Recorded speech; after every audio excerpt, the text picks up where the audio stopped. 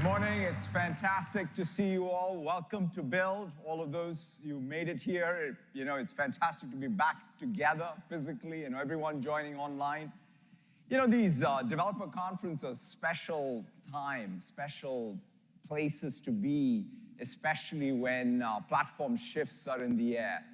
I distinctly remember my first PDC in 1991, driving up 101 into Moscone Center, and my life changed after that developer conference. So it's exciting to be able to come back to Build 2023 with that same sense of anticipation of something big that is shifting around us as developers. To just sort of put this in perspective, in fact, last summer I was reading Mitchell Waldrop's Dream Machine while I was playing with DV3, as GPT-4 was called then, DaVinci 3. And it just brought in perspective what this is all about. I think that concept of Dream Machine perhaps best communicates what we have really been doing over the last 70 years, right? All the way starting with what Vannevar Bush wrote in his most seminal paper, As We May Think, where he had all these concepts like associative memory, or what Licklider was the first one who even conceptualized the human-computer symbiosis, the mother of all demos that came in '68, to the Xerox Alto, and then, of course, the PDC that I attended, which was the PC Server 1 in '91. 93 is when we had the Mosaic moment. Then there was iPhone and the cloud. And all of these will be one continuous journey. And then, in fact, the other thing I've always loved is Jobs' description of computers as bicycles for the mind. It's sort of a beautiful metaphor. I think it captures the essence of what computing is. But then last November, we got an upgrade, right? We went from the bicycle to the steam engine with the launch of ChatGPT. It was like the Mosaic moment for this generation of the AI platform. And now we look forward to, as developers, what we can do going forward. And so it's an exciting time. And in fact, every layer of the software stack is going to be changed forever. And no better place to start than the actual developer stack, right? We as developers, how do we build is fundamentally changing. In fact, when I think about how we build, I think about first code spaces, right? Being able to set up that environment in seconds versus minutes. A dev box, instead of waiting for a day for your managed dev box to be set up, you have it in less than an hour. If you think about Copilot, what it does to you and Copilot X in terms of driving the overall flow and productivity, which is what, 54% or so up. And then, of course, GitHub Actions and Azure development dev environments, really making that possible for you to stay. In fact, one of the things that I keep on bugging Scott Guthrie for years is, hey, I want to stay in VS Code. I want to stay in command line and let me do everything there. And we are close to that dream. And that, to me, is bringing back both the joy of programming and the flow of programming. That ability to be able to stay on task is just so wonderful to see. So how we build software is radically different, but what we are going to build as developers is really the story of this developer conference. And what we build, we've been, it's not like I came in on January 1st and said, let's start doing press releases, but it does feel like that. It does feel like every week there is something new, and we're infusing this new AI stack across all layers of it, right? So we started with tooling in GitHub, or rather Copilot in GitHub. We did Copilot in Power Platform. When it comes to productivity, Copilot in Microsoft 365, Copilot in Viva, in business process, it's the Copilot in Dynamics 365.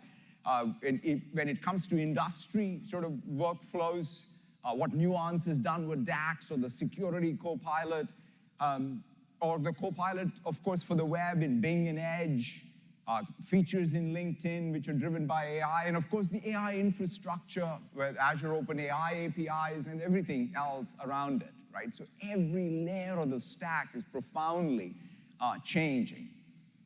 And we today are going to, as part of this developer conference, we're going to have 50+ more announcements.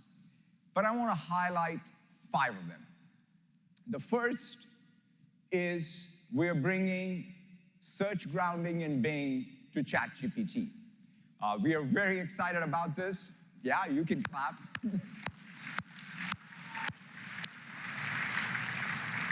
Look, ChatGPT is the most sort of fast-growing consumer app we've ever seen. And search grounding is a very key feature, right? So that all the information is current and grounded by what you have from the crawl and the index. And so it's fantastic to see that. We're excited to be able to, it's going to launch in ChatGPT Plus immediately and quickly coming even to the free tier. And this is just the start of what we plan to do with our partners in OpenAI to bring the best of Bing to the ChatGPT experience. Next, we're bringing the Copilot to the biggest canvas of all, Windows.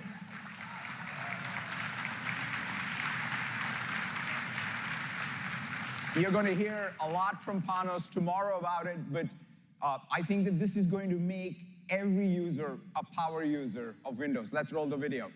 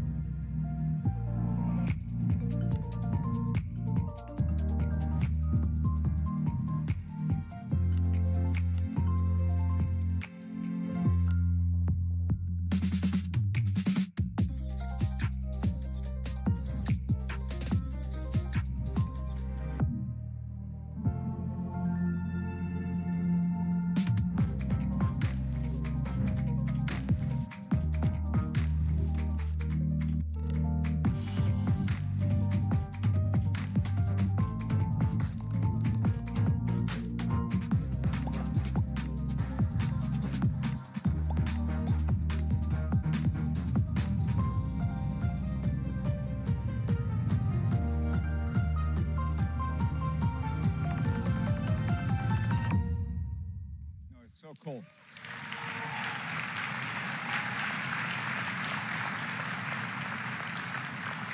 So we're going to talk a lot more about Windows, tomorrow when Panos is up here. The other thing that we're also very excited to launch is the Copilot stack, right? After all, we've built all these Copilots with one common architectural stack. We want to make that available so that everyone here can build their own Copilot for their applications. We will have everything from the AI infrastructure to the foundation models to the AI orchestration all the way up to your Copilots and its extensibility. In fact, the other thing that we're going to do is have common extensibility across all of these surfaces, right? Whether it is ChatGPT, Bing Chat, Microsoft 365 Copilot, or all of the Microsoft Copilots. And of course, your own Copilots, we can share the same extensibility model. This is one of the most powerful things for your developers, for every developer to be able to write a plugin and have it reach billions of users across all of these surface areas. So to be able to show you everything in action, from both the plugin extensibility to all of the Copilots we announced, let me invite up on stage Yusuf Mehdi to come show you all of this. Yusuf, let me throw it over to you. Thank you, Satya. Hi, everybody.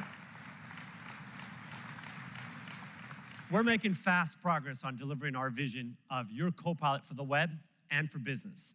And today, as Satya said, we're excited to announce that we're going to bring Chat, GPT, and Bing together with the default search experience to give you higher quality answers and more timely answers. Let's take a look. Here I am in Chat GPT, and as you can see now, Bing is the default. And when I come in and select it, I can now ask sort of real-time queries. For example, let's ask what I should expect to hear about Build and .NET. And what you can see is the results now are more up-to-date. They include fresh content, and they include citations. In fact, if you can see the links on that page there, you can click those, and those will take you straight to a web page that's sourced by Bing. We're also excited. Yeah, absolutely. You can clap for it. We're also excited to announce that we're going to bring interoperability between ChatGPT and Bing for plugins. So you write them once, and they're going to run everywhere. So as you can see here in ChatGPT, I've got Zillow and Instacart enabled, but I want to show them to you here in Bing Chat. So we'll flip over, and you can see again, I've got the same plugins now in both Bing Chat and in ChatGPT. And what we're going to show you now is I'll do a search here for houses in Chicago, and I can ask for a set of criteria, learn a little bit about the neighborhoods. And now I can automatically call Zillow by saying, hey, give me 3 houses in a certain price range that meet my criteria. And what you can see is now I get these great options, and I'm also going to get all of the other great things you get with Bing, like helpful city guides and maps and prompts. I'm going to show you now how we're going to further add value to the plugins that you write. They're going to work not just in Chat and ChatGPT. They're going to work across the entire web, courtesy of the Edge browser. So here's an example. I'm on a web page here checking out a recipe for a cake, and now I can call Bing Chat and ask it to tell me, hey, give me the ingredients from this web page. And notice Bing can read the context of the web page, understand those ingredients, put them into Chat, and then I can say, hey, give me a shopping list for this. And it'll automatically call the Instacart plugin, take those ingredients right off the page and put them into an Instacart shopping, and with one click, I can get those now delivered to my house. This is incredible productivity benefit for people. Let me show you now how, yeah.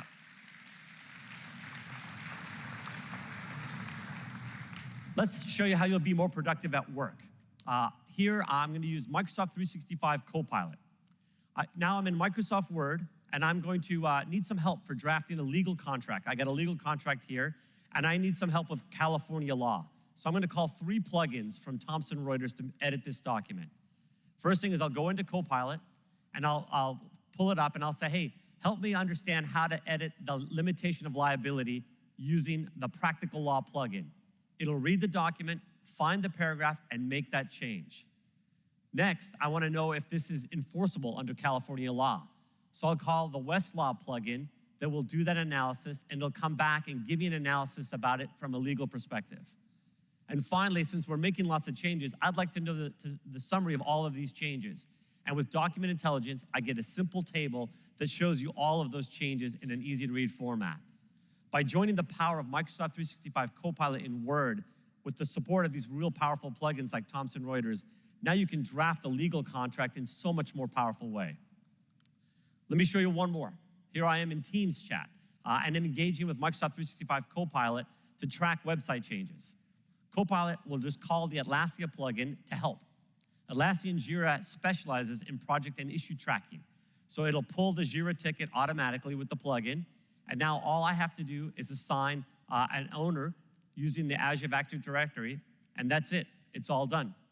So with plugins and Microsoft 365 Copilot, you can intelligent reason across all of your business apps and the data stored in the Microsoft Graph to keep you in your flow. Finally, as Satya shared, we're excited to announce the Windows Copilot. I think it's going to change how you use your PC forever. Let me show it to you. Here I am in a coding project on my PC, but I want to configure my PC to help me be more creative and more productive. All I have to do now is invoke the Windows Copilot. I now just come down here to the taskbar, I click on that, and now we'll pop up the Windows Copilot on the right. This side pane here will be consistent across every app that you use on your PC. And just like with Bing Chat, I can now ask it questions like, how can I adjust my system to get work done? And not only will I get a bunch of great suggestions, but watch this. I can now, with one click, take action on those suggestions. For example, I can put it into focus mode. I also know that as developers, we like dark mode. There's a suggestion here for dark mode. So with one click, I'm now here on the dark side. And to really get going, I want to get that coding playlist going. So I'll pull the plugin from Spotify and say, give me a great coding playlist. In this case, Chill Vibes will come up. And now I'll have it ready to go. And finally, there's a suggestion here that says, hey, to organize your PC, let's take advantage of Snap. So with one click, it snaps all the windows right in the place I need them so I can be super productive. What do you think?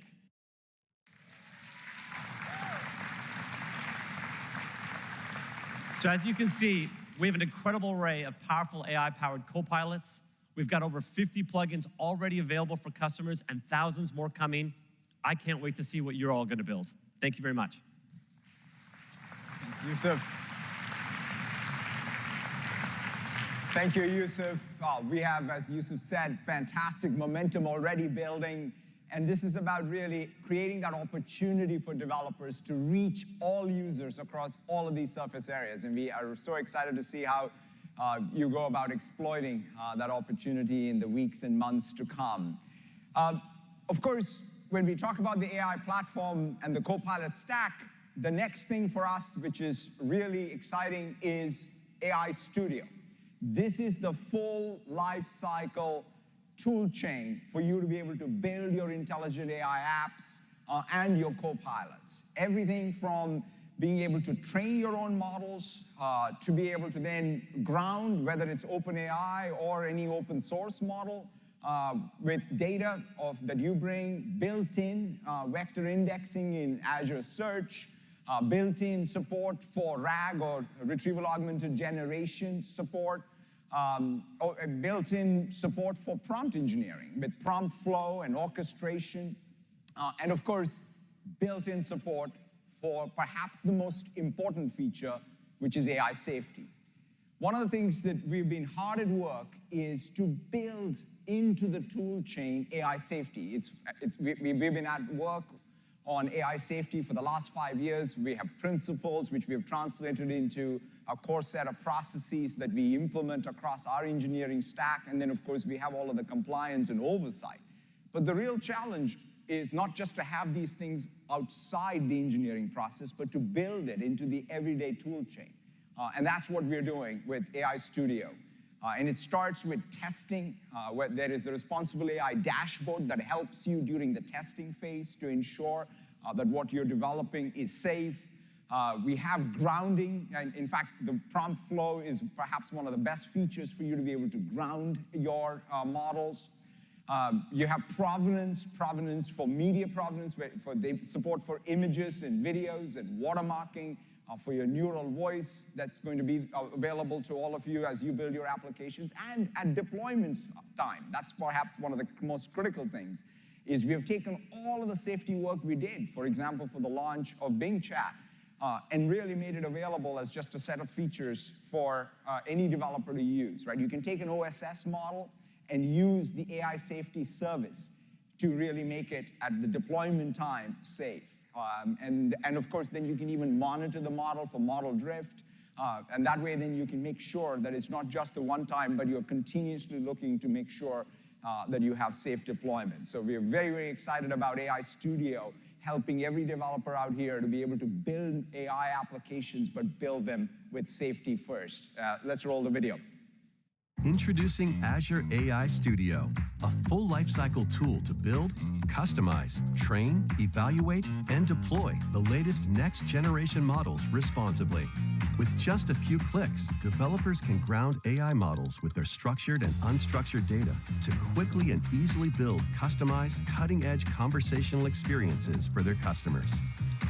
Developers can take advantage of a new model catalog that works with the popular models organizations use, including those from Azure OpenAI Service, Hugging Face, and many other open source models. With Prompt Flow, developers can combine relevant data from your organization and create a detailed prompt to get better results. Prompt Flow works with Foundation, internally developed or open source models, and uses popular open source tools, LangChain, and Semantic Kernel. And because the AI systems we build are designed to support our AI principles, with Azure AI Content Safety, we are making it easier for you to test and evaluate your AI deployments for safety. This is Azure AI Studio, the trusted tools you need to build the next generation of AI applications. Cool.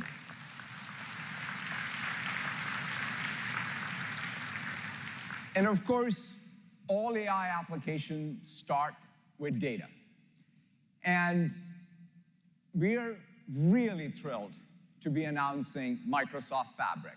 This is a product that we've been working very, very hard on over multiple years, and it's finally coming together. It's perhaps the biggest launch of a data product from Microsoft since the launch of SQL Server. It really brings together compute and storage, so it unifies compute and storage. It unifies all of the full analytics stack product experiences. It brings together governance, so it unifies governance with analytics. And most interestingly, it unifies the business model, right, across all the different types of analytics workloads, whether they're SQL, machine learning, whatever job you want, you can use the same compute infrastructure. And this unification at the end of the day is what I think will fuel the next generation of AI applications. Let's roll the video. Introducing Microsoft Fabric, a unified data analytics platform. One product, one experience, one architecture, one business model. Unified data is stored in one lake, a SaaS data lake for the entire organization. Data is integrated and stored in an open format, allowing one copy to be used to train machine learning models, visualize data, and run SQL queries on the lake and data warehouse.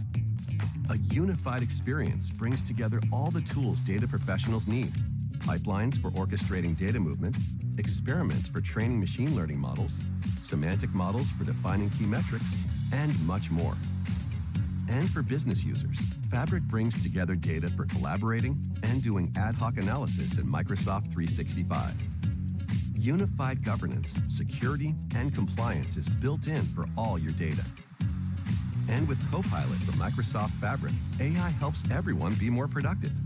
Whether it's writing SQL statements, building reports, or setting up automations based on triggers. All your data, all your teams, all in one place. This is Microsoft Fabric.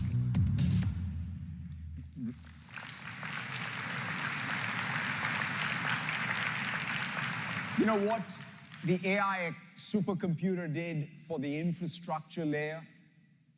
Microsoft Fabric will do to the data layer for this next generation of AI applications. Very, very exciting. These are just the 5 of the 50. So we have 45 more to discover throughout the conference. We're, again, really on a fast pace to build things that help us build this next generation of applications, but build them with safety first. Now, one of the things that I think we should ask ourselves as developers is, why do we build? Why do we build technology? You know, this relationship between economic progress and economic growth and technology has been there for a long time. In fact, this graph, when you see it, it's pretty stunning that for most of human history, we didn't have much economic growth, nor did we have much technology. And then something happened 250 years ago, right, which was long in building, by the way, from perhaps the Enlightenment to scientific revolution to the Industrial Revolution was close to 400 years. But then there was real progress. You see that slope going upwards. And then, of course, over the last 70 years, information technology has played a role across all of those sort of seminal moments on the march towards that dream machine. And of course, we now enter the age of AI, and we get to define what that slope looks like going forward for economic growth. But it's not even just economic growth on its own, right? We don't build just because we want economic growth. We want economic growth so that we can have human development index growth. We want the lifespans to go up. We want education and prosperity and standard of living to go up everywhere. That's why we build. That's why we innovate. That's why technology exists. It's not for technology's sake, but it is for that broad impact. And to me, this all came together. You know, in January when I was visiting India, I had a chance to see this demo, and it sort of had a very profound impact on me because at some level it sort of motivated me to go into this next wave with that much more vigor to ensure that this time around, this technology reaches everybody in the world. There are two things that stood out for me, right? That things that we build can in fact make a difference to 8 billion people, not some small sort of group of people. And to be able to do that by diffusion that takes days and weeks, not years and centuries. Because we want that equitable growth, we want trust in technology, we want to ensure that we protect those fundamental rights that we care about, and that we do this in such a way that we manage our energy transition given the finite resource we have in our planet. That's, at the end of the day, what grounds us in our mission, to empower every person and every organization on the planet to achieve more. And so I want to leave you with this video of what you as developers are going to do in the days and weeks and months and years to come is going to have the most profound impact of any technology to 8 billion people all around the planet. Thank you very much and have a fantastic build.